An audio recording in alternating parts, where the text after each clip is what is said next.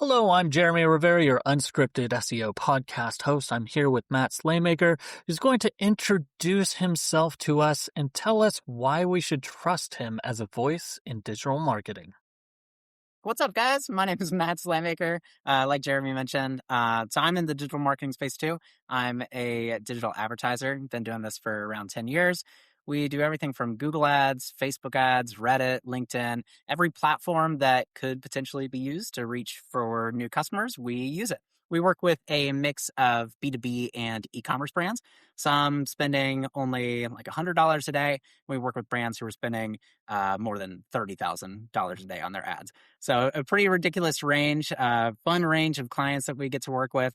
So luckily I've had the experience to touch on all these different areas, see what works, see what doesn't, see what makes a brand successful, see what makes a marketing campaign successful. And then just as fun sometimes, not so much for the client, but but from a learning perspective, see what doesn't work and what makes a brand not necessarily resonate with customers out there, right? So but outside of digital advertising, I used to do SEO too, used to do website design, all that kind of stuff.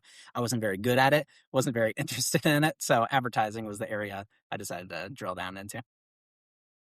I like to do this at the beginning. That way we don't have too much ground already covered. But what is your hottest take for small business owners, B2B, e-commerce that are running their ads? What do you want them to stop doing? What's the worst Honestly, thing? this honestly sounds crazy coming from an advertiser as an agency who oftentimes you hear people say like, oh yeah, you should flip on ads and all the customers will start rolling in. My hot take is probably you might not be ready for ads yet, and really consider that. Take the time to consider. It's like, will this actually help me or not? I think a lot of times people think, oh, if I can just turn on ads and start seeing some stuff come in, then customers will start flowing in too. Oftentimes, I find that the brands like small businesses and startups who think that, hey, maybe ads are doing something for me. You flip in there, they're spending $10,000 and getting absolutely nothing out of it, right? So kind of start from scratch in a sense. And I always tell people start with the website because that's where you're sending all the ads traffic to. If you're not getting an organic conversion rate of 2 to 3% already, and it's more like 0.5%, 0.4%, then your ads probably are never going to work, right? Like ads traffic will always convert 30, 40, 50% worse than organic traffic that comes through people who already know who you are, who are searching for you. So if you're not converting them efficiently, you're not going to convert ads traffic efficiently. So start there before you even turn the ads on, frankly. So the advice might be turn your ads off and evaluate, is this actually doing anything for you?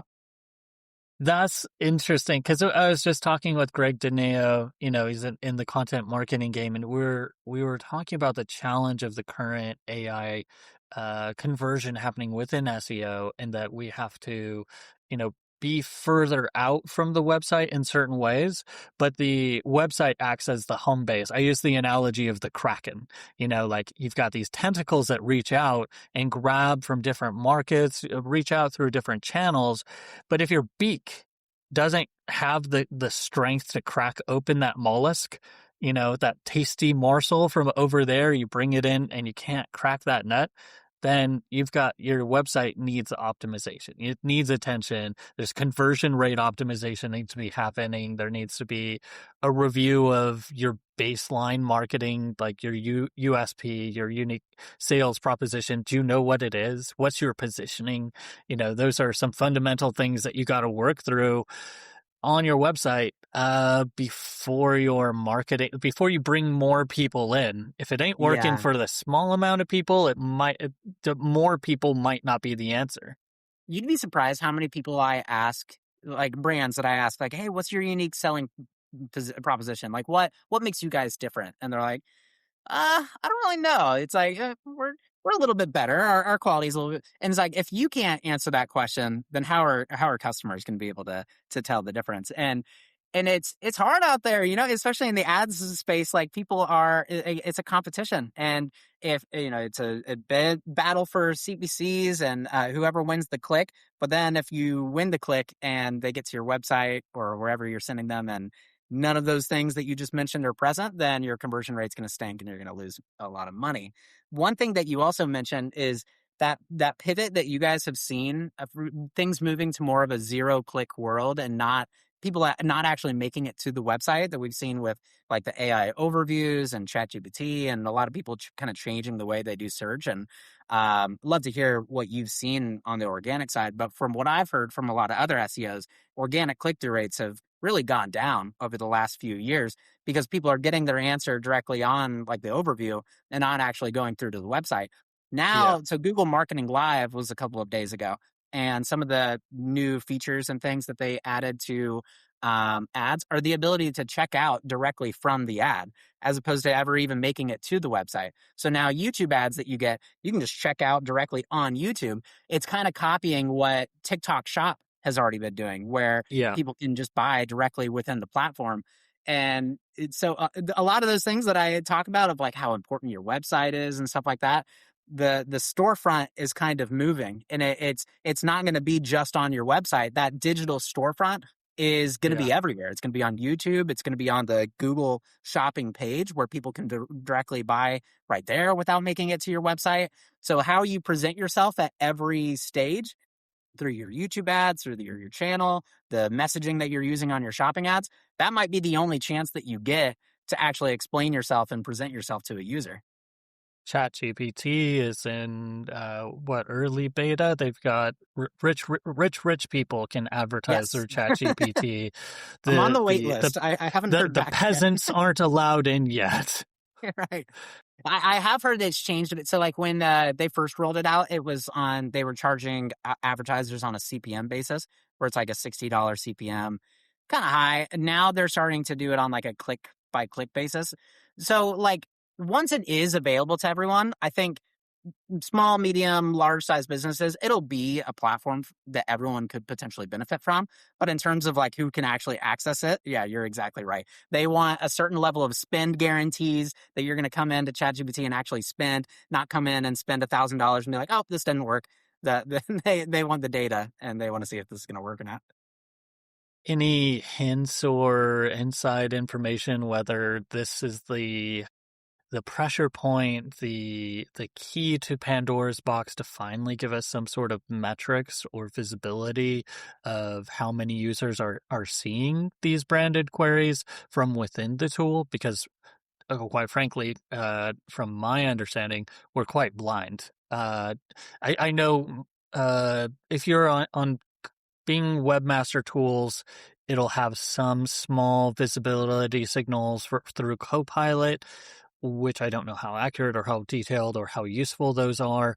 I've seen promises from Fabrice Chanel from the Bing side that Copilot will be giving some additional metrics. Any indicators out there that you've seen that we're going to be getting, Google Ads API type volume information to quantify the spend on the ad side with these On AI ChatGPT platforms? and Yeah. LLMs. Not yet. I'll have a better idea once I'm off that wait list and can see what it's like in there. Because yeah, I haven't heard any sort of, I would be shocked if they don't give you any sort of advertising level data of like what are the specific searches that triggered your ads to show. All that should be in there. A lot of these platforms like Google Ads try to move away from, like, for privacy reasons and just I don't know, like move away from giving you data. So like when Performance Max first came out, everyone hated it because it didn't give you any data. You couldn't see like what were the search terms that led this to show. Was it on display, YouTube, or search? It's like nobody knows. And over time, Google actually started to roll more and more reporting into it. So whether it's they don't have the capability to report on that stuff initially, and then upon advertiser demands, they ultimately start adding that kind of stuff in. I think that'll probably be the case with ChatGPT too, because there's actually this new platform. Have you heard of AppLeaven? Axon by AppLeaven? No, Do no. you play it? So it's ads that serve in mobile apps. A lot of times in games. Like, do you play any sort of mobile app games? Have you in the past? I'm banned from it. I got addicted to some really silly like card playing game. I'm not even Yeah. going to embarrass myself by saying which one. Just that my wife was like, "You are always looking at your phone. You need to delete that." And your addictive personality, apply that to something that's going to generate some revenue Uh-huh. versus Uh-huh. constantly staring at your screen. So Yeah, I used to play Clash of Clans a lot on my phone. It didn't have the ads or anything in it, but man, I would spend so much time on it. And so when I deleted it, I thought, oh, this is going to free up time for productive things. I'm going to start practicing Spanish on Duolingo more and things. And none of that happened. I just got on my phone and went through Instagram instead. But so there are certain games like games I play with my wife, for example, called Stop, where it's like this word guessing game. And you can unlock, like, you can get hints through it by paying tokens and things like that. And the way to unlock tokens is to watch an ad, for example. Or if you're going in between levels, you'll get an ad. yeah, And these ads are typically unskippable. So they'll be like a yeah. 30-minute, or not 30-minute, that'd be crazy. A 30-second long video ad, maybe an image ad that plays with it as well. And so, yeah, those are typically ads that are being run through AppLeaven. And AppLeaven's great. Like, our clients are seeing a really, really great performance out of it. Like I mentioned, having a non-skippable ad format, it can be really, really helpful. You get people to watch more of your ad versus on YouTube, for example, after 5 seconds, people are going to hit that skip button. Skip. On Meta, Yeah, they're going to scroll right past it. But the problem is AppLeaven doesn't give you any data. So all that kind of stuff that you were asking for of, yeah. who are our ads showing to? It's like, are they showing on good apps or bad apps? We don't know. We have no idea. And so as an advertiser and as an agency, we're constantly demanding AppLeaven, like, hey, when are we going to get some of this data? Like, our clients don't feel comfortable advertising on it if we don't have this data. Like, it's coming eventually. So I think that's the case with a lot of these platforms. As they find the ability to report on it, and as there's enough demand for that kind of reporting, they kind of get their hand forced on it. This is kind of a hybrid SEO slash advertising opportunity. Michael McDougald of Right Thing Agency messaged me this morning of an interesting case where an ad company was using the click to call button that was from the GBP profile for a small business, and they were running that in app games and other small advertisers to drive clicks, and it was click to call only, so that the ad would click and it would turn into a call, and that was generating GBP clicks and traffic that were Interesting. boosting these local service businesses Google local profiles. Interesting. So it's interesting. I was interested to see if you had I don't know if in your niche, if you were B2B on the local level, or if you had some service level businesses that you had done some ad work on to see if you had been able to measure or connect, Google Search Console, Google My Business profile performance when you activated ads and advertising on specific channels or through specific markets, if you saw, a correlative effect. I know very, very firmly that there is that extra 10% boost if you're ranked number one and you're advertising. If you run ads, you'll get 10% more on top of both. Mm-hmm. From 2010, 2015 studies, that was very true. Is that still true? Is there a synergy? And if there, I hit that word, but I said synergy. Is there So synergy? corporate. It's so corpo. Is there synergy between those two, and what have you seen as far as connecting, Google Organic, Google My Business, Google Search Console performance, and brand visibility with bolstering it through these secondary ad markets? Yeah, definitely. So when you allow like call ads to show on through via Google Ads, all that stuff will get automatically recorded in the platform. So like if somebody were to click on a Google Maps ad. So you've probably seen them before where you search something locally and then up at the first listing that shows there might say sponsored or ad or something like that. That is a Google ad being run. It used to be its own ad format. Now it's often through Performance Max or a call extension, something like that. But those calls can get recorded in the platform. So you can see who the phone number was, how long was the call, that kind of basic information. But if you want something that's going to give you like real data of like, where did this phone call come from? Was it Google organic search where they clicked the Google business profile? Was it Google ads? And then what did that actual call sound like? Did it turn into business? My favorite tools for that kind of stuff is CallRail and this other one called What Converts. That one's a little bit cheaper oftentimes, but they're both really good for it. So once you get to a certain size and you're wanting to, you have enough phone calls coming through that you need to have some degree of attribution here to know where are these coming from, how should we invest in marketing to get more of these. That's where investing in a tool like that, I think, becomes more of a no-brainer. If you're only getting a certain amount of calls every day, like one, then it probably doesn't make sense to pay for a tool like that just yet. But the cool thing about a lot of those tools as well is that you're paying per like second or minute that is being tracked. So the more phone calls that it's tracking, the more you pay. So you're not paying a huge amount or anything like that if you're only getting a certain amount of phone calls as well. But what have you seen? What are some other ways that you've been able to try to track that down a little bit better? So tracking's really interesting because, like the behavior, like in the SEO search world, we're seeing that Google has lied. Google has lied to our faces, and they said click behavior on the SERP. They said for the longest time it's not used in rankings. And what they meant is it's not, or they said it's not a ranking factor, but it's used in ranking systems. Yeah, I hear that a lot. Yeah. So, the lawsuit came out, details from the grand jury showed that, hey, not only does the behavior of how people interact on the SERP function, but it's the C of the ABC. It's content, links, and how they interact with the SERP. So if you can get more interaction with your Google business profile, every time that somebody leaves a review, not just leaves a review, but, navigates. I had a Joy Hawkins. She loaded, I think it was 10 or 20 phones into her car, and drove to her client's location and was able to measure the change in their rankings afterwards because the signal proved that there were real people coming to this location. Yeah. So it was like a measurable like spike after she did that. And she hadn't done anything else for that use case to kind of prove out, hey, this is, going to a location. That's one thing. Searching up the profile.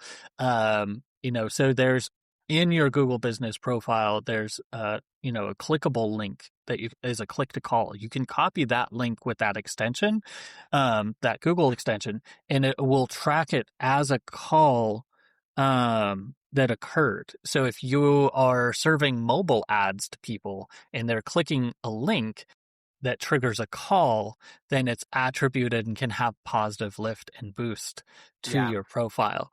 So that's kind of a hybridized, and I agree. CallRail I've used multiple times. I hadn't heard the other one, but anytime where your lifeblood, your conversions come from calls, you're an idiot if you're not tracking this stuff. Like, there's a simple JavaScript swap out. Like, you do have to be careful where you use the numbers that go into the pool and whether or not you're purchasing them long term, because I had one case where they had a pool number fall out and calls were going to this other business afterwards, or they picked up calls from another company that weren't that and the phone number that entered their pool. So that kind of contamination can happen with phone tracking numbers. It's not perfect, but it's probably a really good idea. And the thing that we've learned from all of these platforms, really, whether it's Facebook, LinkedIn, Google, is that the platform, it rewards engagement, but it particularly rewards real engagement. So engagement, it looks different on everything. So like click-through rate is one thing. If people get your ads on Facebook and they click on it, Facebook looks at that as, hey, people like this ad and they're clicking on it, right? Same with if they like the post or they comment on it or they share it. Facebook, LinkedIn, they look at all that kind of stuff and it's like, hey, this is a good quality ad that people like. And we're gonna keep serving it to people. And how they do that is, one, a lot of these platforms, you throw the ads in there, and Facebook's the one that kind of decides which one gets more of the spend than others. Usually that'll be based on the goals that you have set for that particular campaign, if it's like ROAS or whatever. But it picks up on some of those signals like conversion rate, click through rate, all that kind of stuff, and throws it. And Google does a lot of the same stuff. So what used to be the you're familiar with the metric called quality score, right? Of course. For those Yes. who aren't familiar, quality score was made up of three components. And quality score was one of the biggest things back in the day that led to how much you actually pay in the auction. So it was basically your bid times quality score, and that ends up being what you paid. Now it's quite a bit more complex than that. But the three main components of quality score were ad relevance. So does the ad speak to the keyword that you're bidding on and that you're showing ads for? Landing page relevance. So when you send people to the page, is it relevant to what they search for, or is it completely different? Google doesn't like that. And then the last one was expected click-through rate. So the more clicks you're getting, the more people like your ad and they actually want to click on it, the lower, in theory, you would be paying for your CPCs. Now it's quite a bit more complicated, and like all throughout the years, there's always been people trying to black hat their way to take advantage of a lot of these things. That tactic that you explained, which I think is hilarious, taking 40 phones to a store to see the impact of it. That is a black hat tactic I can get behind. I love the commitment that comes with maybe going out and buying 40 phones and seeing the impact on that. But Google, their algorithm is smart enough to know, like, there are certain things, like if someone clicks on your website, but then immediately hits back or they immediately leave the website, Google doesn't reward that click as much as someone that comes and clicks on it and then they spend 60 seconds or more. It's tracking session duration. It's tracking engagement time. So people that are actually on the page and scrolling and things like that. So there's a lot of companies out there who will promise you, hey, we have this system where we can get you a bunch of clicks, and it's bots to your website, and it's going to give you SEO value, and it's going to give you all this. And it really doesn't, because Google has caught on to that stuff years ago to know, like, hey, this is a junk click. Hey, this is a junk phone call. And weights that kind of stuff differently. It's the exact same with like links, right? Where there's bot farms out there who can spin up all these different websites, and it's like, hey, I got you 1,000 links from domain authority 1 out of 100 websites. None of that is going to carry the weight of one link from a 50 out of 100 domain authority website, right? So I helped spin up AI Ads and Beyond, a podcast by Lisa Raisler, and she interviewed Russ Simmons, and he said, tell me if you agree or disagree, but creative is now the new primary driver of your success. The creative output, like what you're creating as a ad collateral, has more impact now than ever. It used to be, your keyword selection, your keyword ad grouping. Now it's the visuals, the video reel that you're putting out, and the quality of that is more impactful than ever. Yeah. It depends on what platform you're talking about. So for Meta, that's been the case probably for the last like 8 years. And especially here in the last couple of years, creative is 60, 70% of it. I'd say probably more like 70%, because most of the targeting options that work the best for pretty much every brand out there on Meta is broad targeting or Advantage Plus, where you basically just tell Meta, go find my customers. And it does a really good job of it, where it's like once it picks up on, it sees a few things that have come through, a few purchases, it's like, that's the person. let's go find more people like that. So you really don't have to do a bunch of very specific targeting on Meta. Like if you try to do these convoluted interest-based and lookalike audience layerings and try to make it a very narrow audience, you're going to see worse performance out of that than you would if you just did broad targeting. But that doesn't really work on the Google side yet. So like on the Google side, like if you try to do that on YouTube, it probably won't work as well as if you create a more specific audience, like a demographic based intent audience or an interest based audience. That kind of stuff still does way better. And so on the Facebook side, yes, creative is what allows Facebook to find the right people. And so the better your creative is, the better your conversion rates are going to be. And then the better Facebook can do of finding the right people for each of those creatives. And the more that you give it and the more radically different angles that you allow Facebook to use, the more it's going to be able to serve that specific creative to the right person. So, like, for example, we have a client called Forkful, and they sell meal kits. And one of their top performing ads is this one that's the number one gym hack. And it's a picture of their meal kits. And that ad serves to a very different audience than some of the other ads where it's like, if you're a mom, you need this. If you're a busy mom, you need this. If you're a working professional, you need this.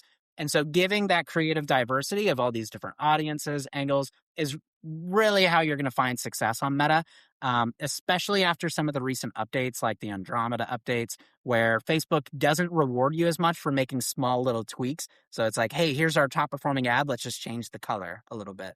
Facebook's like, I no, see. that's not a different ad anymore. We need better diversity.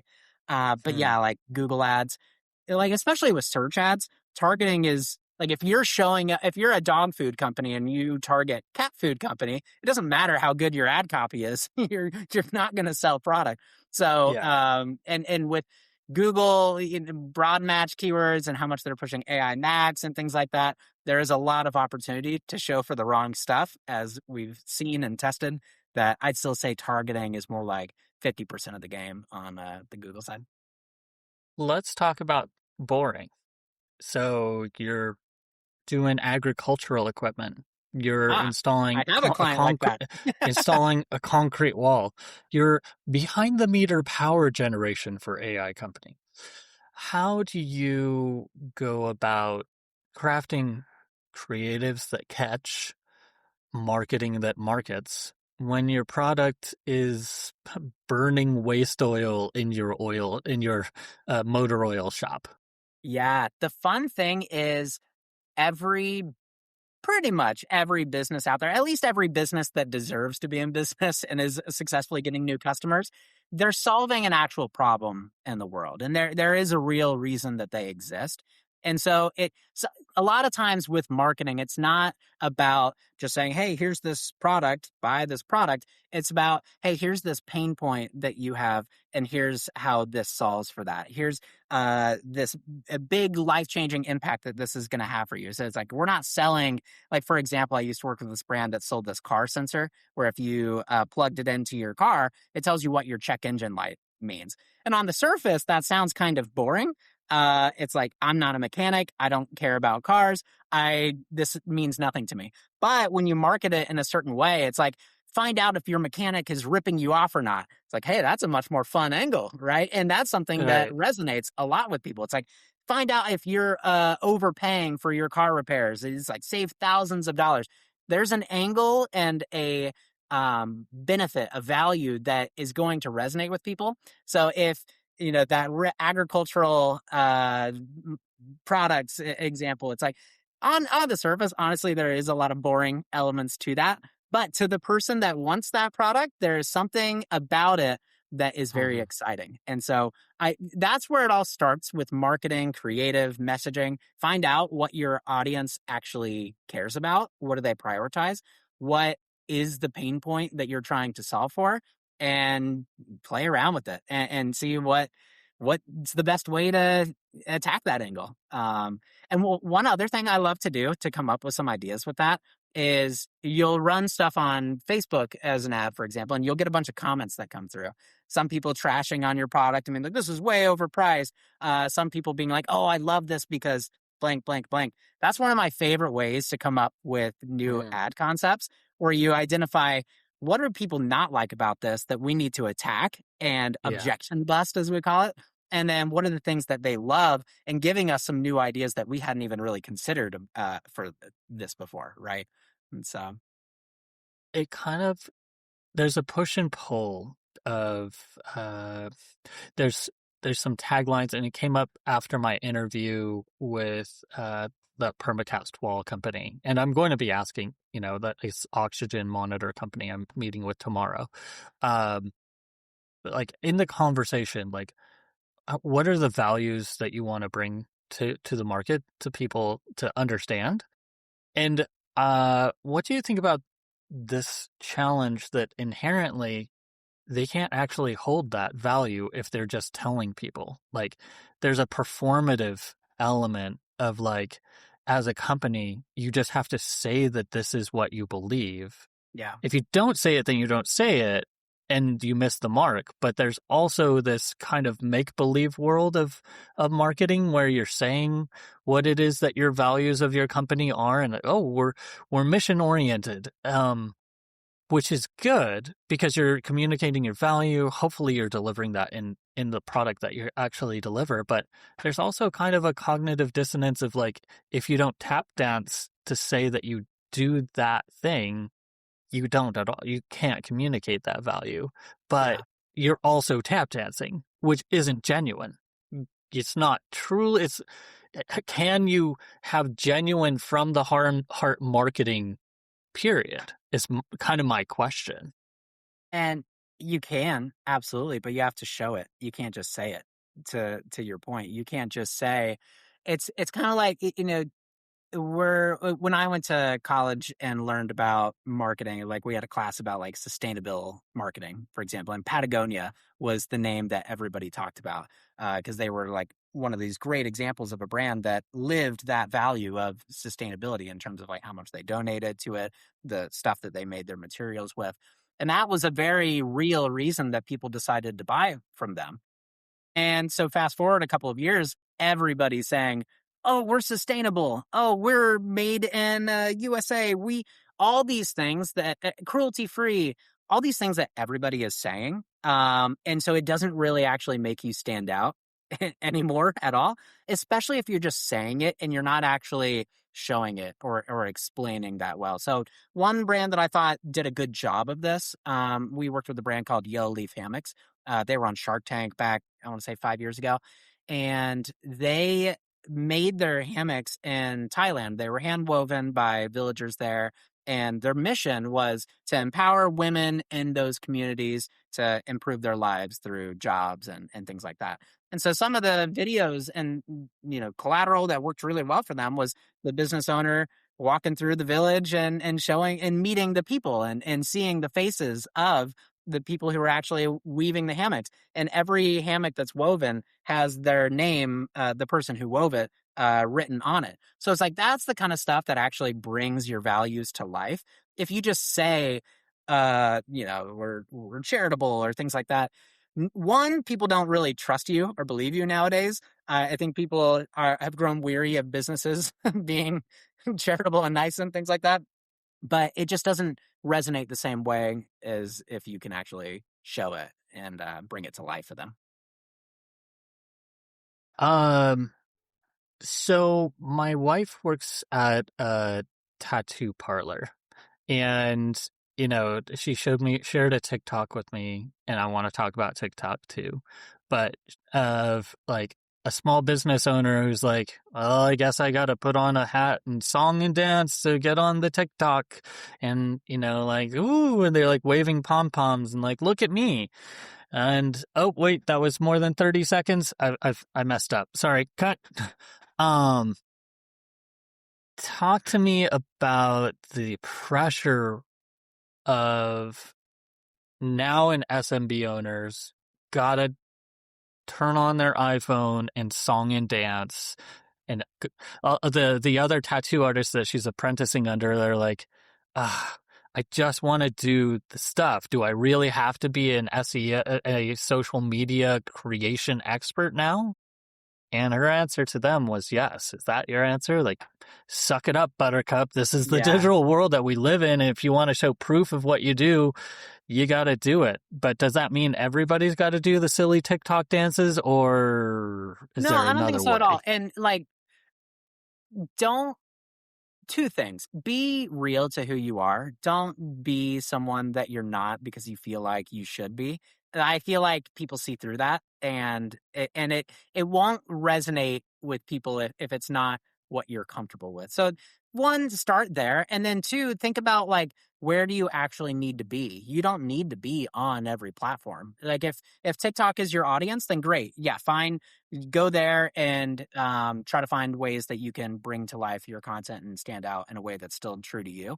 For me and my audience, it's primarily on LinkedIn. So, and I'm also the type, I don't like, I am comfortable in this format where it's like a podcast, a Yeah. conversation, panel, speak on stage. What I don't like is recording myself and like talking to the camera. It's like, there's no feedback loop there. It feels Yeah. completely unnatural. So I still uh, haven't posted a video on LinkedIn of me talking. I will. I need to do it. but for me, what's more comfortable and what I've seen more success with is just doing like sharing advice on LinkedIn, sharing an experience, and it achieves the same goal in the sense that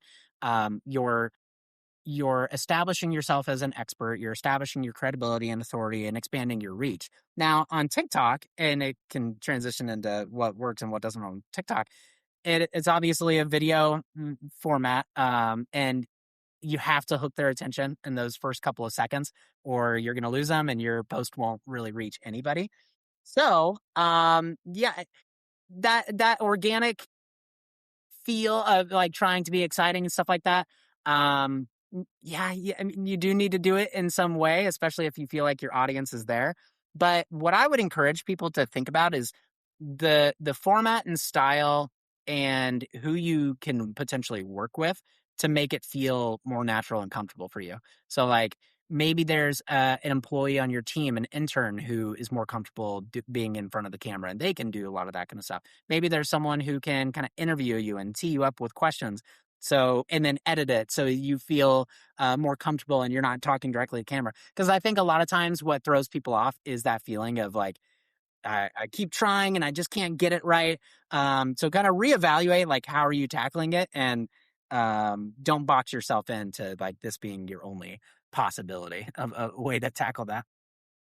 so this question comes from my previous guest. Hopefully I get this published in order. Uh, he wanted to know, what are you building on the agentic side, not just the AI side, because we all now have, we can't help it. They keep baking AI into everything. And so there's these little native tools here and there and everywhere. But is there anything that you've done unique with prompting, with skills, and then with that next fanciful layer of like, hey, agentic? I'd interviewed the founder of GROAS, and he claimed to have created a fully agentic ad platform that from soup to nuts, top to bottom, handled all of the Google Ads experience agentically. Mm. Have you toyed around with such a tool? Have you built anything that's helped in your content creation, your creative workflow, your ad selection, keyword selection matrix, etc., that's on the LLM AI side, and anything that's slipped onto or is on the agentic side of things?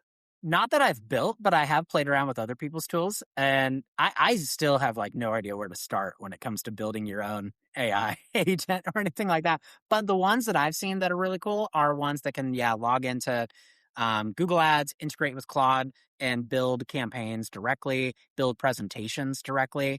That's a big time suck for any agency, anyone who's working across several different clients. So most of our specialists, we work across like 15 clients right now, and each of our specialists work across 6 to 7. And one of the biggest time sucks for them is preparing for client calls. You'll have a weekly client call. Yeah, 6 7. Do you have kids? I do. Fortunately, they never really went through that. I shut it down pretty hard.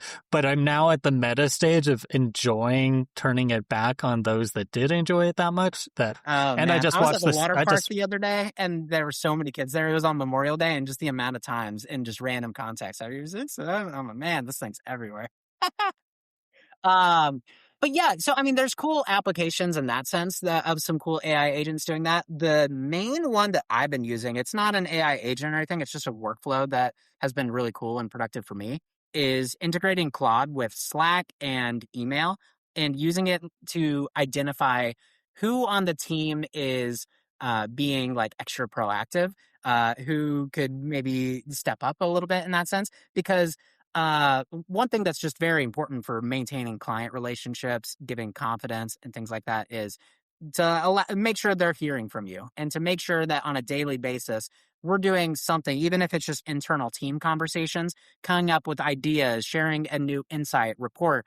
So one thing that Claude has done is go through and basically it just scores the whole team. And it's like, hey, here's who's being super proactive. Here's where we could be a little bit better. And it does the same thing with like the change history of Google. It's like, these are the accounts that are getting a lot of love and attention. Here's the ones that aren't. Interesting. So from a management perspective, Yeah. now that I'm not the one on a day-to-day pressing all the buttons in the account, it allows me to kind of step back and see where are the opportunities to level up the team and see where we could grow more from a client management perspective, but also our own level of proactivity and communication. So that's been a Kind really of cool way to use it.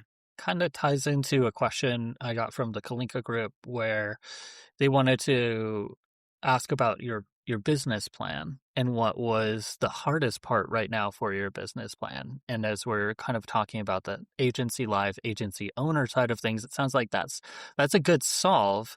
But when you're looking at, what your goal is for your agency, what's a sticky widget? What's an area that isn't quite fixed? Is somewhere where you're looking to get some help or know that you need to do some work? Yeah, definitely.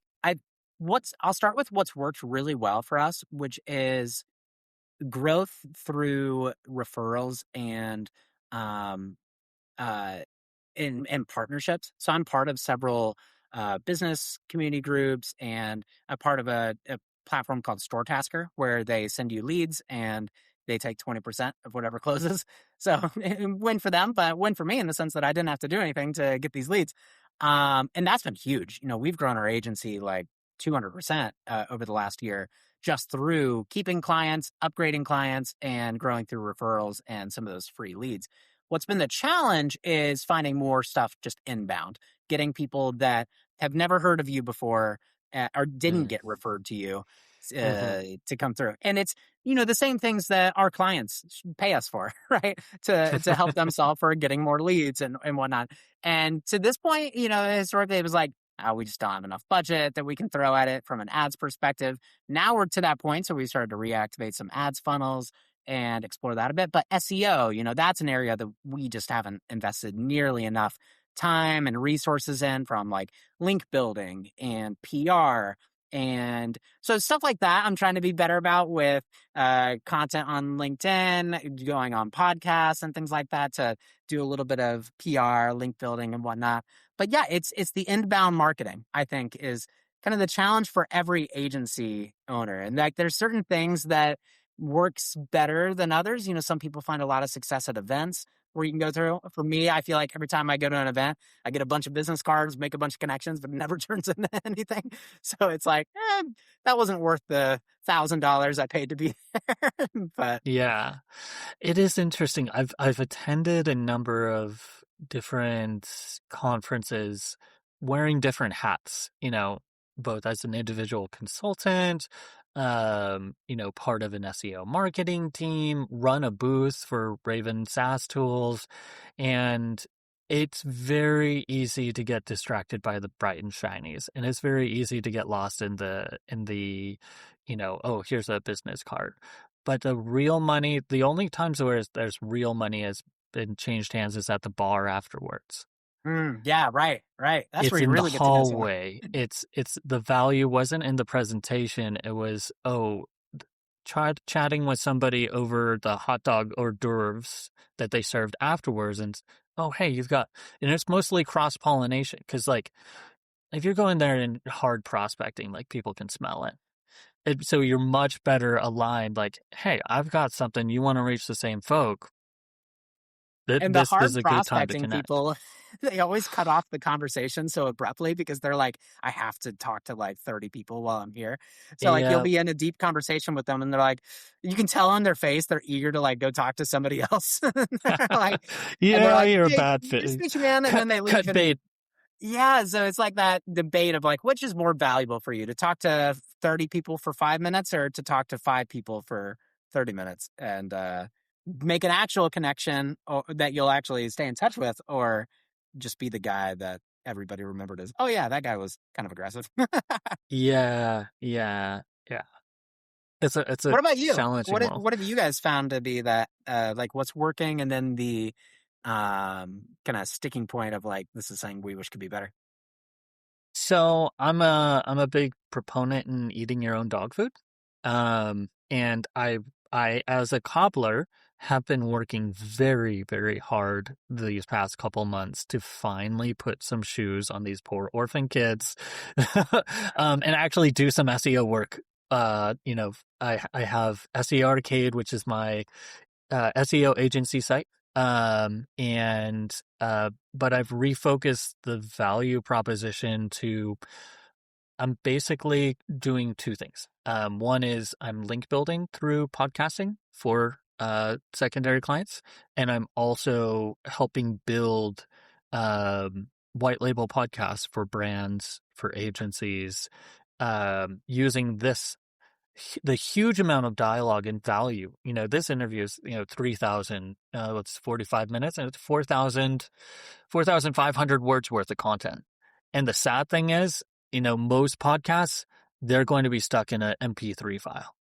Right. But that transcript, my first interview today, I already turned it into 3 articles for my guest site, a PDF ebook version, a slideshow version of it as a downloadable. It's been uploaded and published on 3 of my different sites, my personal SEO consultant site, the SEO Arcade site, the podcast site, all through Royal MCP connected to WordPress through Claude.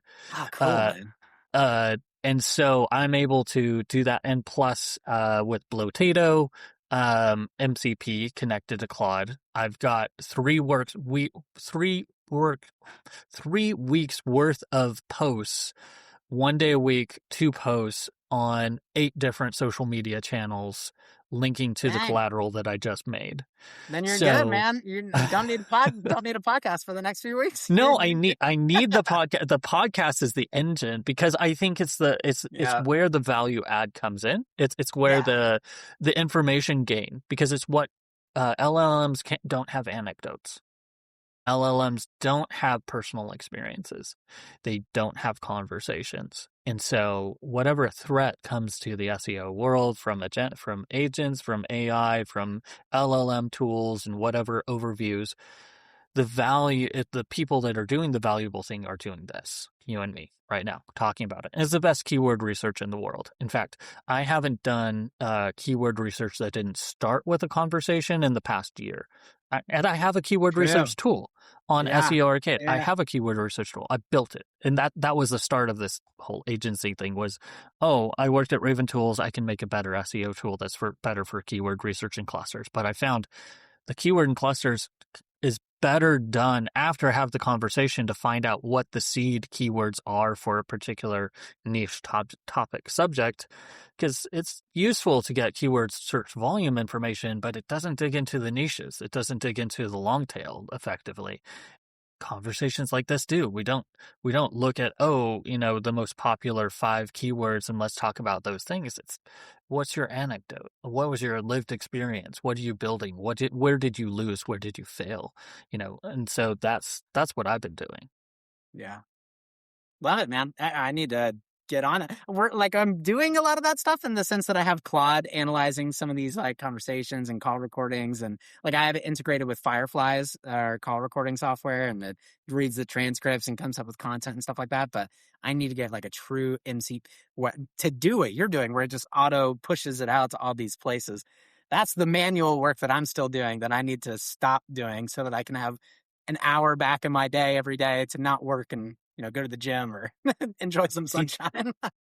Well, it came out of like, my wife was like, you're looking at your phone too much. I'm like, why am I looking at my phone so much? I'm like, because I would walk away from the laptop and I grab Claude and be like trying to post to all these social channels. I'm like, you've had Buffer for 20 years and you can't find a solution to to be able to post to your socials, like, you're not a digital marketer. Come on, step up.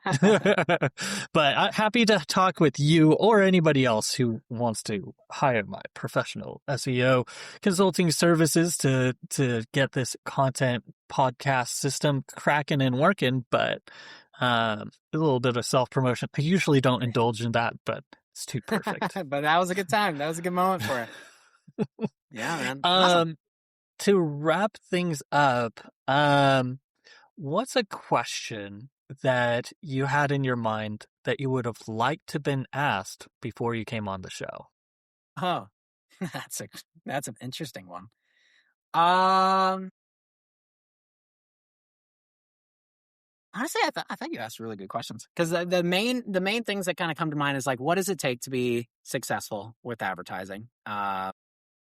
And like we talked about earlier, I mean, I think it all starts with, the website and where are you guys going to send people to. You touched on creative being such a huge part of it is, and it is, and then targeting. I mean, those are your main three levers that you're pulling at any given time. So, no, man, I think you did a great job. I don't think I'd add any questions to the list. Fantastic. I love it. Well, shout out, tell us, what is your preferred social medium? If people have questions, they want to follow up, give you some of that inbound that you're looking for. Where should they try to reach out to you? Are you posting your TikTok dances, or are you more of a LinkedIn boy? Not TikTok dances yet. I'll work on them once I get the moonwalk down. I'll post something like that on TikTok. But no, I'm on LinkedIn. So LinkedIn, Matt Slaymaker, I'm the one with the black shirt with the microphone. So yeah, check me out there. Slaymaker Marketing. We're on LinkedIn. Go to slaymakermarketing.com. We have one left. It's a free audit that we do for any brand. So if you're spending already on your advertising and you want someone to take a look and see where it could be more efficient, we'll tell you if it's working and if it's not working. So there's really not a good reason not to do it, because it's free. It's normally $500 and we have one left. I was thinking about extending that and bumping it back up to $5, but I'm like, I'm tired. I've been doing so many audits recently. I'm ready to start getting paid for these again. But if you want the one last remaining one, go on the website, claim it. It's the big button up at the top of the website. But those are the two main places that you'll find me, LinkedIn or go directly to our website. Well, thanks so much for stopping by. First, thanks for having me, man.